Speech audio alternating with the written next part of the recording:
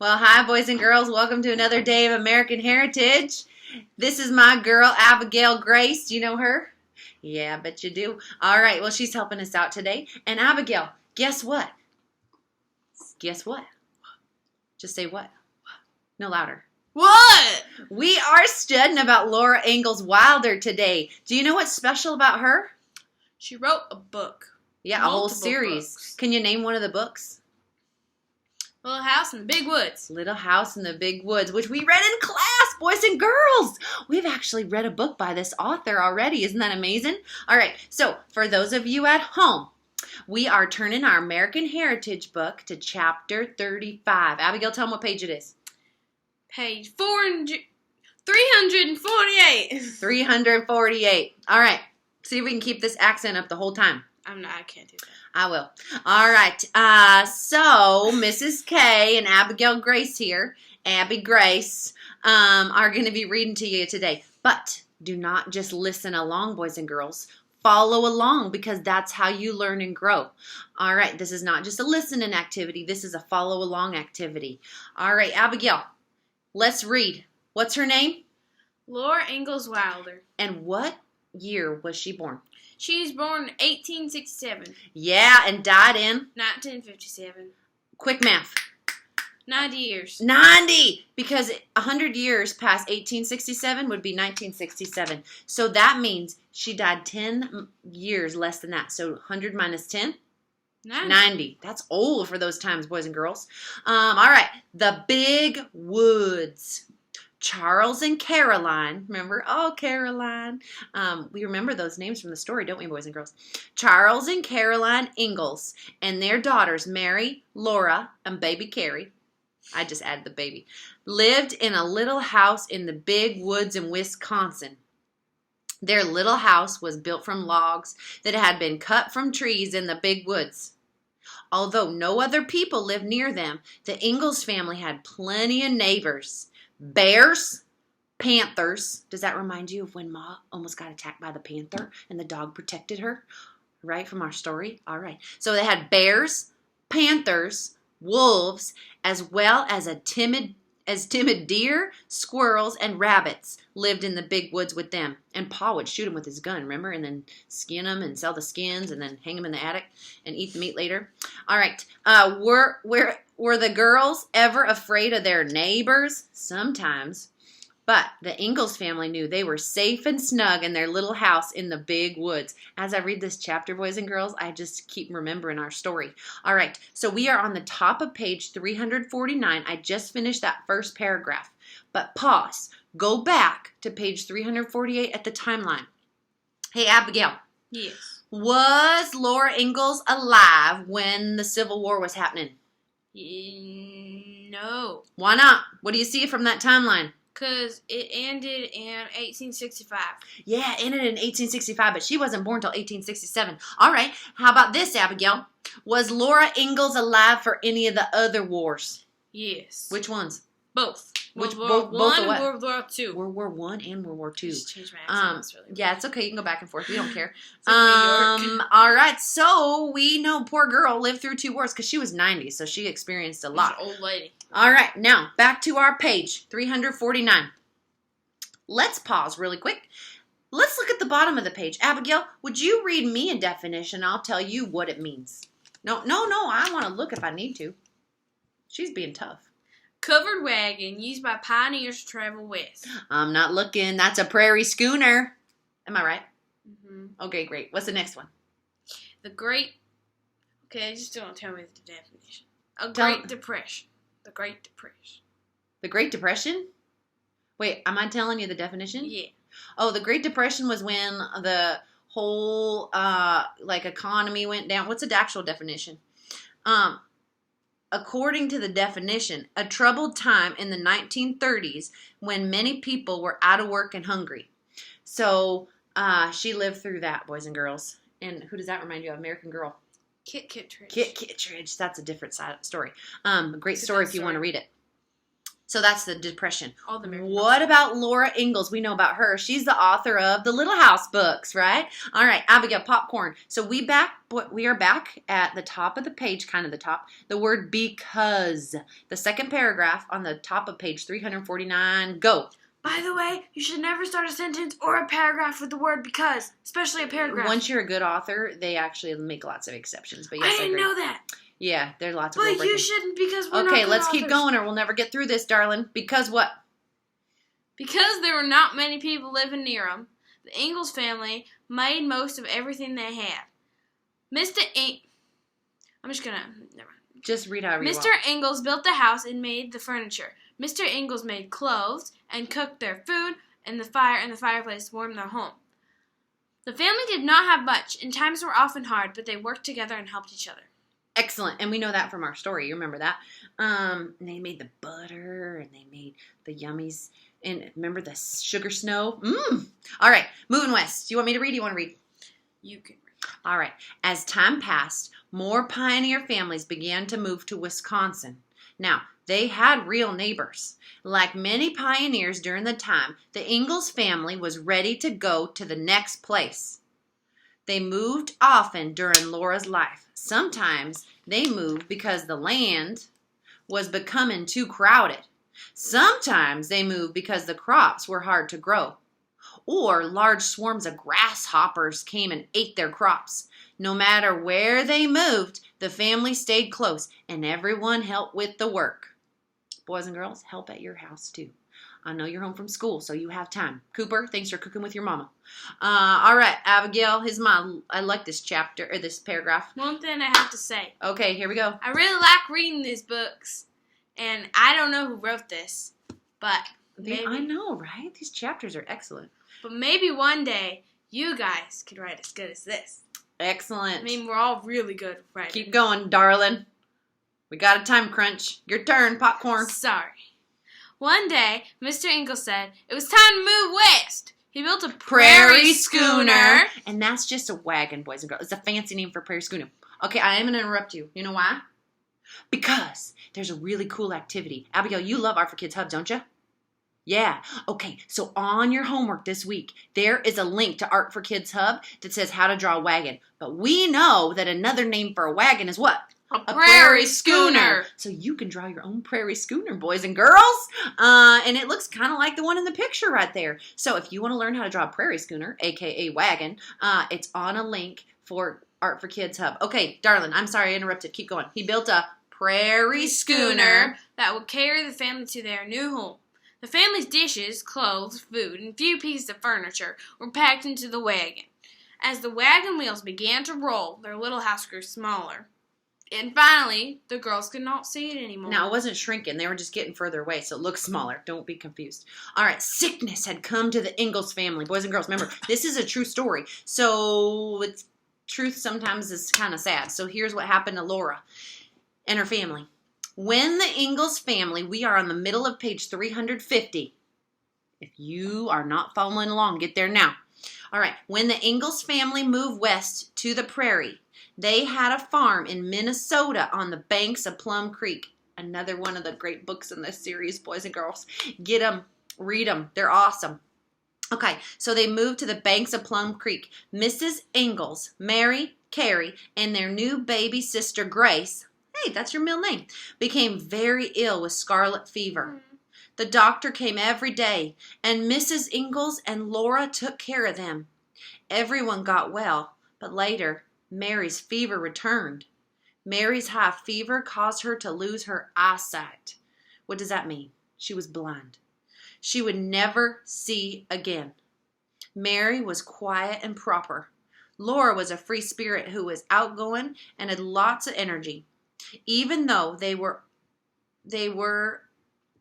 opposite, they were very close, especially after Mary became blind. Remember, Laura was jealous of her sister because she had beautiful curly hair and Mary had the plain brown hair like Mrs. Cornthal. And so she was jealous of her. But then poor sweet Mary lost her vision and wasn't able to see. So Laura stopped being jealous and got more gracious. Okay, Popcorn Abigail. We are on the last paragraph on the same page. Laura promised herself that she would be Mary's eyes. She can't literally be her So eyes. it's almost like, you know, like you have a scene guide dog. So she was like her guide sister. Yeah. Go ahead. Every new thing that Laura saw, she described to Mary. Perhaps in a way, Laura learned to give beautiful descriptions of what she saw when she became an author. She saw flowers, birds, animals for Mary as she talked about them. Okay, so what they're saying right there, boys and girls, remember how I say when you write a story, don't tell me, show me, right? So I could say, oh, it's beautiful and crisp air outside and the leaves are turning yellow and red and some are crunching between my feet or under my feet, and I could hear the rustling of the wind blowing through the trees. What season do you think it is? What do you think? Gailey, say it. Say it louder, please. Fall! Yeah, or autumn. So I could paint a picture. So she learned to be descriptive because she didn't say, I see trees, I see flowers. And she's like, tell me, what do they look like? Because she couldn't see them. So Laura would say, well, I see these beautiful orange flowers with there's 5 petals, and the petals are rounded on the edges, and they're tall and skinny, and there's hundreds and hundreds in the fields and the tall grass. So in the tall, rich, green grass swaying in the breeze. Okay, so instead of just saying, I see flowers on the field, she learned to describe those things. So do that in your writing, boys and girls. Okay, my turn. The final move. We are on page 351. The final move. Where do they move, Abigail? What Dakota Territory. The Dakota Territory. After living in Minnesota for a while, Mr. Ingalls was given the opportunity to work on the railroad crew, which was heading to Dakota Territory. Railroads allowed people to travel much more quickly, right? It's faster than a wagon. They also allowed products to come from the east and leave the west more easily. Mr. Ingalls got a job laying rails for the trains heading west. Cool. Like, I wonder, like, the train tracks that you see going east to west, like Mr. Ingalls actually helped lay those down. That's incredible. People who were moving west to live were given land grants. The land grant gave the settlers free land they could use for a farm. Laura's pa was given a grant too, so he was working for property, boys and girls, and he got some. A young school teacher, Popcorn Abigail. When Laura was only 15 years old, that's 1 year older than my brother. That's like an average ninth grader. Yeah. Sure. She began teaching school. That's crazy. Yeah, I know. Just as Clara Burton had done. That worked Laura out. had been an excellent teacher. Excellent student. Now she helped others learn. Excellent. Keep going. With the money I earn, I can help send Mary to college for the blind, she thought. And she did. Mary learned how to do many things, graduated from the blind school, and lived with her parents again. Awesome. This is a sign for blind, actually. Boys and girls, like you take your fingers like this, and blind. So she is an incredible sister. She worked and was able to pay for her sister. So she worked as a teacher. She did well in school. And turn the page. This is what a little schoolhouse looks like. Abigail, remember that field trip we went on when you were in kindergarten? And we saw that little schoolhouse, and they had like a little white chalk. Yeah, yes. Oh. Yeah. Camp Tillicum? Is it that one? Camp Tillicum. Yeah. Out west. Literally out west. And they had a little schoolhouse, still an actual schoolhouse that was used back in the day that looks just like this. So they had desks, they had books that they shared. They had that big stove in the middle because they didn't have any heating, so they had to come. Sometimes the teacher's job actually was to come there early in the morning and heat the classroom. And they had their blackboards or their whiteboards, whatever you call it. Not whiteboards, but blackboards, chalkboards. And it looked like this. All right, here we go.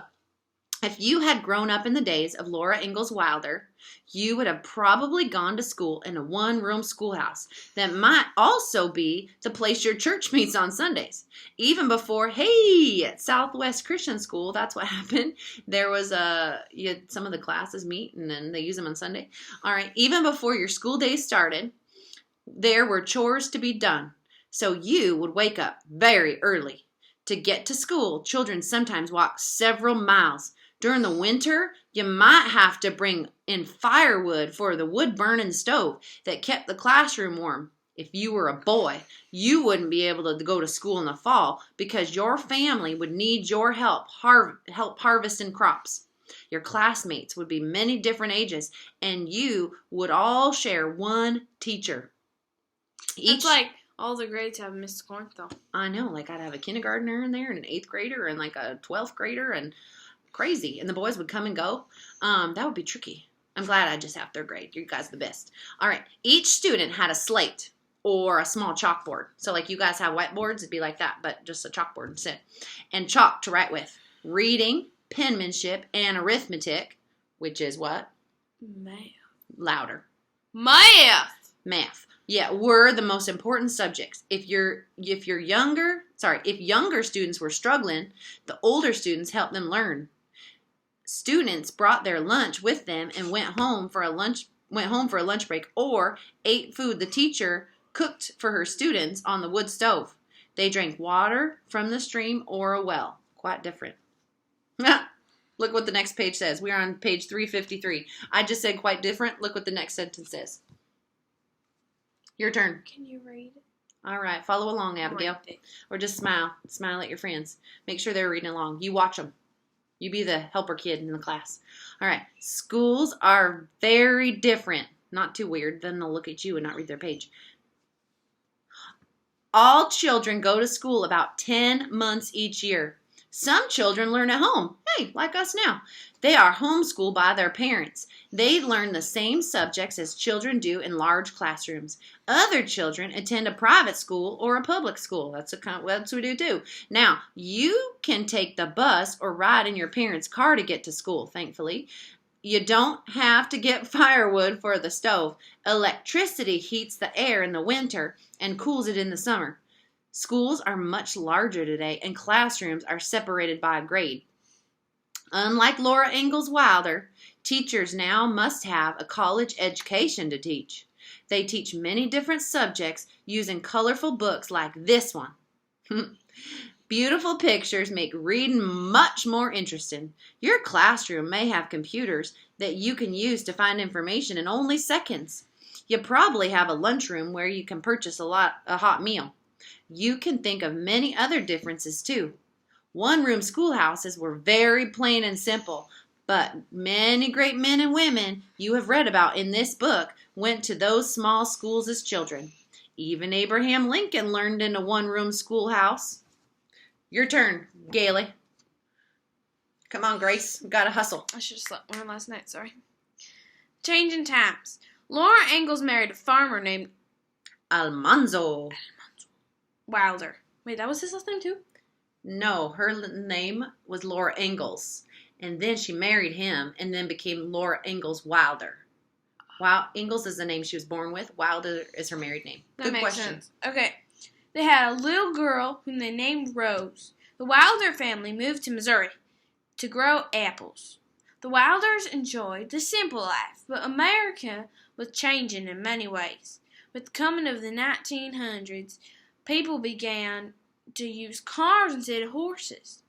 Machines began to make it easier for farmers. Even housewives had machines to help them. So Laura got to grow up and see lots of changes in her life. Lots of development happening in this time, which we learned some of our inventors were working hard in these times making changes. Keep going. We are at the top of page 354. Abigail, make sure they turn there. Look at them. Turn 354. Go. I think they did it. Okay, great. Women were used to baking their own bread, pies, and cakes for the families. Men were used to hunting or butchering farm animals to get meat for their families. But in changing times, people began to go to grocery stores for most of their food. Okay, so the Dorns, they have a farm and they have cows and they butcher the cows and they have a butcher come out and we have some meat in our freezer. But most of the time, boys and girls, raise your hand if you go to the grocery store. Me, if I had to kill my own chickens, I honestly wouldn't eat chicken. Dorans too, they get their own eggs from their own farm. We bought some of their eggs, but if I don't have eggs, I just go to the grocery store. So the times are changing. The forgotten life of the pioneers. This is important. Listen up. Rose Wilder, that's their little baby, remember? Rose Wilder grew up. got married, and left home. She became a writer and traveled round the world. Laura Ingalls Wilder realized how much different life was now. Would Rose ever know what life was like when her mother was young? Would children know what it was like to be a pioneer? Laura Ingalls watched the little children at play. Now, little girls had beautiful dolls bought from toy shops. Do you remember what Laura had before she got a real doll? She had a corncob doll. Remember that? All right. So she wanted people to know about that. She smiled as she remembered Susan and Caroline. Susan had been Laura's very first doll made from a corncob. Charlotte. What did I say? Caroline. Forgive me. Caroline's the mama. Charlotte was a doll. Charlotte. Let me read that again. She remembered Susan and Charlotte. Susan had been Laura's very first doll made of a corncob, but Laura had loved her as much as any little girl had ever loved her doll. She remembered that special Christmas in the little house in the big woods when her mother had made her a beautiful rag doll. Do you remember that from our story? Laura had named her new doll Charlotte. Over 50 years had passed since then. Abigail. As Laura Ingalls Wilder sliced cheese she brought at a grocery store, I love cheese. Perhaps she thought of the time she had helped Ma make cheese at home. When Ma settled the curd, Laura was always there to help because she loved the taste of cheese. She loved to taste it. Mm-hmm. She remembered the squeaky sound it made against her teeth. Yeah, and when Tillamook Cheese Factory opens again, boys and girls, you can go try some of that squeaky cheese curd. They have it there. Keep going, Gailey. Then Laura Ingalls Wilder remembered the bears in the big woods in Wisconsin. Sometimes her paw shot bears for meat. Mrs. Wilder had only been a little girl when those things happened. Now she was over 60 years old. Pioneer memories were slipping away and being forgotten. Children would not know what pioneer life had been unless someone wrote about it. Okay, so boys and girls, on a test, one of the things that will be mentioned was, why did Laura Ingalls want to write these books? She's 60 years old. She's an older woman now, and she's remembering when she was a little girl. Did she want to write just because for fun? No, she wanted other little girls like her own daughter to know what pioneer life was like, what life was like when Pa shot the bear in the woods, right? And when they were making their own cheese and doing those things. So she wanted kids to know what that life was like. So she wanted to tell her piece of history. So as an older woman, 60 years old, she said, I want people to remember pioneer life. I'm going to write a story about when I was a little girl. Okay, now we're in the middle of page 355. Hope you're there. Get over there if you're not there yet. Here we go. Laura Ingalls Wilder's books. That's hard to say fast. Books. Would children enjoy reading about pioneer life? Mrs. Wilder thought so. How could she write her story? She would tell it just as it happened to her. She wrote one book about her life, but it was not printed. She rewrote the book, added some stories, and changed the names. She wrote the book. After she wrote the book, her daughter, Rose Wilder Lane, edited it. So her name is Rose Wilder Lane now, because now she got married to Mr. Lane, and now she's Rose Wilder Lane. Soon, they had a book they knew everybody would love. And they were right! There were too many adventures to put in just one book. So Mrs. Wilder wrote many books. Her first book, Little House in the Big Woods. We read that one, boys and girls. Laura was only a little girl. This book came out during the Great Depression, but still sold many copies. That's amazing because people didn't have enough money to buy food. They were standing in bread lines and eating at soup kitchens and making their own dresses out of feed sack, right? And so a lot of people didn't have money. But one of the things that probably encouraged them when they were sad in this time of like not having a lot is to be able to read. So even though people didn't have money, they still bought her books, which is amazing. Then Mrs. Wilder, we're at the bottom of the page, 355. Then Mrs. Wilder wrote a book about her husband's life. Oh, wait. Yes, ma'am. Oh, sorry. I thought we were on a different part. Never mind. Oh, we got it. Then Mrs. Wilder wrote a book about her husband's life as a boy on his parents' farm. She called this book Farmer Boy. In her next book, Little House on the Prairie, Laura's family moves and Laura is a little older. Afterward, Mrs. Wilder wrote 5 more books about her family. They actually turned it into a show, boys and girls, It's called good. Little House on the Prairie, and you can watch them. It's a whole series. I Probably watched it on when I was a little YouTube. girl. All right. Don't we own them all? I don't know. I think we have some. Or we got them from the library. I don't remember. Okay, the Little House books. I think Aubrey's seen a lot. Little House books. So here's the list. This isn't a poem. This isn't a story. This is just a list of her titles. So the Little House books included Little House in the Big Woods. We read that one. Little House on the Prairie. Farmer Boy. On the Banks of Plum Creek. By the Shores of Silver Lake. The Long Winter. Little Town on the Prairie. And The Happy Golden Years. How many is that? Mentioned here, that's 8. Then she wrote some other. First 4 years is sad. Don't read that one. Sad. That's when she was married. That one's sad. Okay, change in times in American history. Abigail, you're up. Laura Ingalls Wilder lived during challenging times, like what we are living through now, in American history. When she was little, she traveled by a prairie schooner.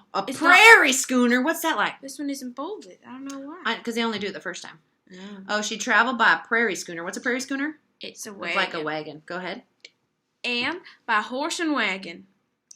When she was older, she rode on a train.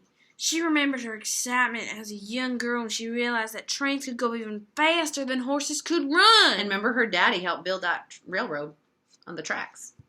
The years passed, and Mrs. Wilder rode in a car. Then came one day she traveled on an aeroplane. Who invented the airplane, remember? Some brothers. Don't get the answer wrong. You better get it right. Get it? The Wright brothers. Go. Aeroplane. Right there. From a prairie schooner to an airplane. That's exciting times. Living in America was exciting. How wonderful America is. Don't judge. Now she's English. There we go. How wonderful America Keep is. going, darling. Thought Miss Wilder. Times have changed. So many improvements have been made. Yes, America had made many changes during Laura Ingalls Wilder's 90 years of life. In her books, Mrs. Wilder captured a part of American history to not be forgotten into it. She wove her love and adventures of a real American family. Okay, so we know from Laura's adventures as a little girl, we know what life was like for the pioneers. So did she accomplish her task, boys and girls? Yes. So even though things have changed and people are going to grocery stores and flying on airplanes, did we get a little piece of history when we were reading her story and seeing how life was in the big woods? Yeah, for sure. All right, so here's something you can do. Look at page 357. But I already told you can go ahead and draw a picture of the prairie schooner. But here's some other ideas. Have you ever wondered what it would be like to live over 100 years ago? Read these questions and discuss the answers with your class. Can we discuss it, Abigail? Sure. When necessary, research to find out more information. We're not going to do some research right now, but you can. Riding a horse. This is number 1. Riding a horse might be fun, but what if you never had anything faster than a horse to depend on? Do you think we go on a lot of road trips? No. I would not take a horse to California, Disneyland. I've driven there in a van, but would you have taken a horse? No. No, sirree. As much as I love Disneyland, it's not really. Yeah, I definitely, if we only had horses to depend on, I never would have gone to Disney World. That's for sure. That's too far. Number 2, what would it be like to ride on the first trains? Find out how fast they went. Find out if they were uncomfortable. Challenge. I know they were uncomfortable, though. Probably. Because they said it was all smoky and really. Oh, yeah, and it was probably real rough. So, if you want to find that out, find out how fast they went. Find out if they were comfortable. That's on you. All right, number 3. What differences would there have been in your mother's kitchen and in the way she cooks her meals? Well, now we have a gas stove and stuff. Yeah. But they had to light a fire Yeah, for sure. That was really dangerous, too.